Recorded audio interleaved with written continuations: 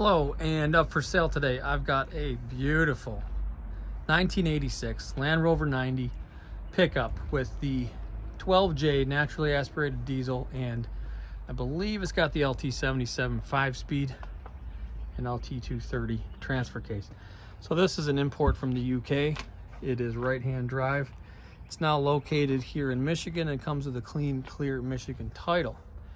So I believe this has been repainted at least once, probably I would say about 10 years ago, because it already has a little bit of blemishes. There's a couple little tiny dings and nicks here and there in the paint, and I'll walk you around and show you everything. So starting off here at the back, you can see a new cross member that's in beautiful shape, and we'll show you the back side as well.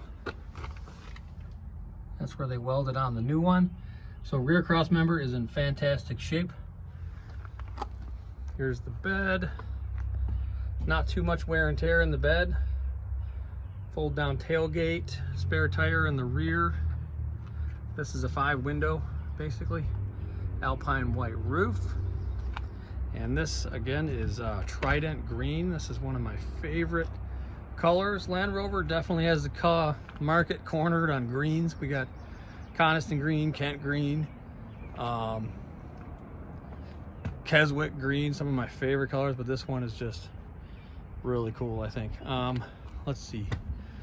Moving around here to the doors. These are the lift-up style latches, and they seem to be in pretty good shape. I think these are original. I don't see any welds or repairs. A little bit of surface rust on the bottom here, but they seem to close, you know, pretty solid compared to the Defender doors with the push button. Just a little bit different of a closing style, that a little bit more solid for some reason. All right, looking at the interior here, Exmoor trim aftermarket seat covers. The center seat is a different material. It's like a vinyl. This can be removed and have a cubby box installed, no problem. Let's take a look at the footwells here. I pulled the mats out. Footwells are in great shape. Floorboards as well. And I'll show you the footwells. You know, this is a 1986, okay? And you can tell this is the original paint under here because those rivets are not painted. The clips that hold the brake lines in are not painted. So, to my best knowledge, this is the original paint here in the engine bay. And you can see these footwells are in immaculate shape. Tiny bit of surface rust, but they are mint condition in my opinion. Normally those would be all rusted out. So this vehicle has been kept high and dry its whole life. Again, it's a 1986. This is the naturally aspirated 12J diesel motor, 4-cylinder, 2.5 liters. It'll do 60, 65, probably has about 80 horsepower, give or take. But look at it, it's just super clean, no leaks. Looks like it's in great shape. Again, 74,000 original miles. Still got some of the original factory stickers on here. Just a time capsule, really. All right, so this is another indication that the paint job is a few years old. There's a little bit of corrosion coming there right above the gutter on the bulkhead. Hinges have been touched up a little bit, but windscreen seal all in great shape. No chips or cracks in the windshield, windscreen, bonnet. Again, like, I believe this to be original paint under here. There's a little bit of rust, but nothing too serious. So that's the original Trident Green 1986. In the front here, stock grille, stock bumper, stock signals and everything.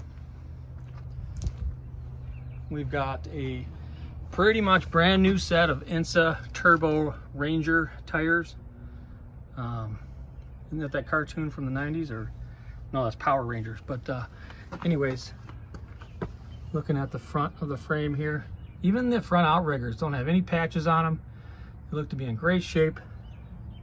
Shock towers and springs. We'll look a little closer at the chassis later on.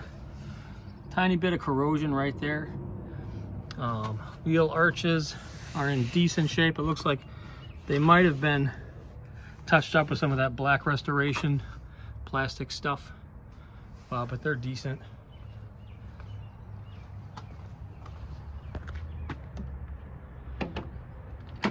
You got your hooks for your soft top. If you ever want to convert this to a soft top, it's ready to go. You just have to remove the top and the rear window. You already got the fold down tailgate. So this would be a super easy soft top conversion. Headliner is in great shape. This is the shaggy style from the 80s. All in great shape. 74,000 miles on the clock. Now let's see if we can get her fired up. So this is the not automatic glow plug. So you have to turn the key about 3/4 of the way until the glow plug light comes on. And it definitely needs its glow plugs, even on a warm day like this. Hold it on for about 10 seconds or so. And there we go. So alternator light goes off. Fuel gauge is working, temperature gauge is working. She's in neutral.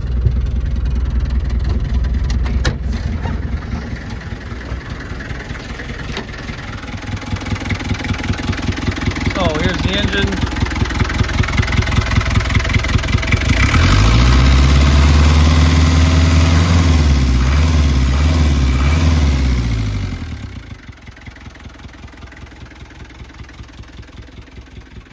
And no smoke out of the tailpipe. Okay, starting off here at the rear, looks like we got a new set of springs. This looks like actual factory paint on this rear axle that's flaking off. I don't think this is rust proofing. So that's, you know, it's a good sign actually. This axle is just now from 1986 losing its factory paint. So that's a good sign, actually, believe it or not. A-arm ball joint looks great. I don't see any cracks in the boots or anything. Brake lines look to have been replaced because those are not factory zip ties, but they look to be in good shape. Normally you want to see these mounted correctly so they don't rub, but they're not moving anywhere, so I think they're in good shape. Here's the back side of the cross member. You can see where they welded the new one on, and there's a bit of a patch right there at the bottom of the chassis. But everything looks nice and squared away. Looks like they only replaced one spring. That one seems to be a bit older. And we've got the rear drum brakes. All right. And this is the driver's side of the chassis. Looks to be another patch right here at the bottom of the bend. But looks like a nice, good, solid weld. Radius arm bushings look to be in great shape. Those have been replaced. There's the bottom of the gas tank. Nice, good. That's a good good coating of rust proofing on there. The shocks look to be in order. Those are not that new, but the bushings look good, and there's no bumps or rattles coming out of those. There's the front radius arm bushings. And again, there's no patches or anything on the front outriggers. Here's the front of the chassis. Shock towers, shock springs, brake lines all look to be in good order. Galvanized wheel wells. And another look at the 16-inch Wolf wheels. Those are brand new. And the tires. Lots of traction. Okay, and here we are at the passenger side of the vehicle. Pretty much the same story as the driver's side. Outriggers look great. Radius arm bushings look great. Here's the battery box. A little bit of surface rust on there. Not too bad though. Rear shocks. Those could be replaced, but super simple job. Unbolt it there, unbolt it there. Bolt it back on. That is it. Here's the back side of the rear axle. Nothing leaking out of the pinion seal. There's the bottom of the transfer case. Let's see if we can get a good look at the bottom of the oil pan. Looks pretty dry. Great shape there. There's the gearbox. All right. You know, it's a little dirty, but that's a transfer case. That's a typical 36-year-old transfer case. All right, so let's take a look at the front. And here we are at the driver's side. There's the swivel joints, front radius arms, steering arm, front axle, and passenger side swivel. Tiny little bit of a leak, nothing too serious though. And there's the bottom of the engine. Again, nice and dry.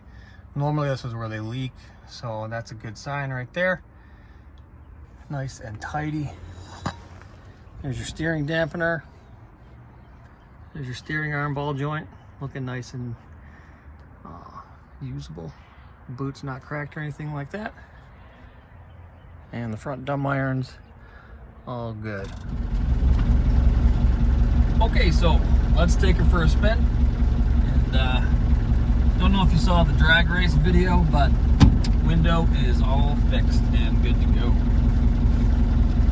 All right, so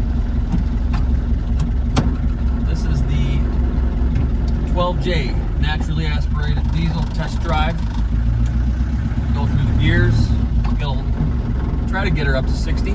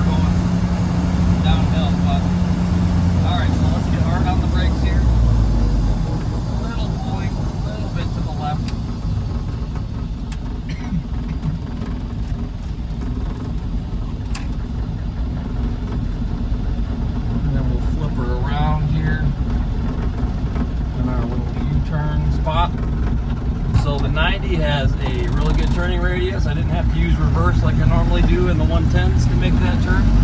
So that's a good thing. Real tight turning radius. Alright, so let's go through the gears again.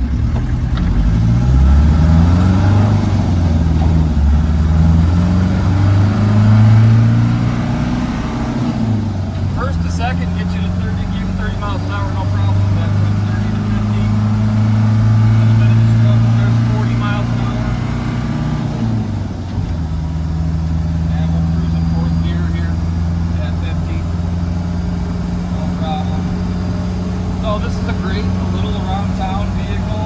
Great off-road, plenty of torque, especially when you put it in low gear. You know, this has basically the same acceleration as a Land Rover series because they use the same engine in some of those. Mostly the gasoline engines, I think, in the series, but some of them had diesel too. But super clean unit, runs and drives as it should. Just not a highway vehicle. Great around town. So now that I'm on a dirt road here, I'll put it in 4 low.